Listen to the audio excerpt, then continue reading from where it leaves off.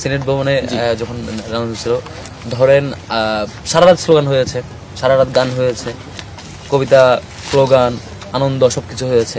আবার সকালে যখন রেজাল্ট অ্যানাউন্স করা হচ্ছিল তখনও এক একজনের নামের পরে এক একভাবে স্লোগান হচ্ছিল। তো যেমন ধরেন আমাদের সর্বমিত্রের সময় একভাবে স্লোগান হয়েছে, সর্বমিত্র সর্বমিত্র, এইভাবে, মানে ওই সবার মিত্র।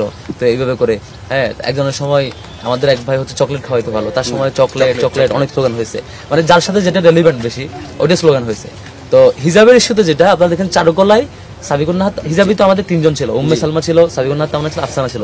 বাকি 2 জনের ক্ষেত্রে কিন্তু স্লোগান হয় নাই। স্লোগান হয়েছে কার ক্ষেত্রে? স্লোগান উম্মে সালমার ক্ষেত্রে স্লোগান হয়েছে ভাবি ভাবি স্লোগান হয়েছে, কারণ হচ্ছে সে আমাদের রায়হানের ওয়াইফ, আরেকজনের প্রার্থীর। তো এভাবে স্লোগানটা ওই ব্যক্তির রেলিভেন্সির উপরে ডিপেন্ড করছে। আর সাবিকুন নাহাত তামনার ক্ষেত্রে এটা ঘটেছে কেন?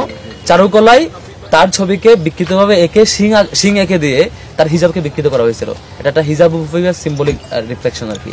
তো সেখান থেকে একটা ভয় শেষ করা হয়েছিল যে আসলে হিজাবোফোবিয়াটা আসলে বিশ্ববিদ্যালয়ে চলে না।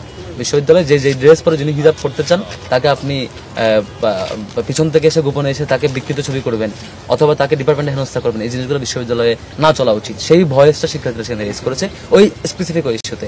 এটাকে বিদেশি মিডিয়া বা স্পেসিফিক একটা দেশের মিডিয়া কেন এটা প্রেজেন্ট করছেন সবকিছু জানা সত্ত্বেও এটা তাদের এজেন্ডার ব্যাপার। তবে দেশীয় মিডিয়া যারা হাজির ছিলেন তারা তো সবকিছু দেখেছেন। আশা করি আমাদের দেশীয় মিডিয়ার ভাইয়েরা সবাই সত্যটাই উপস্থাপন করেছেন।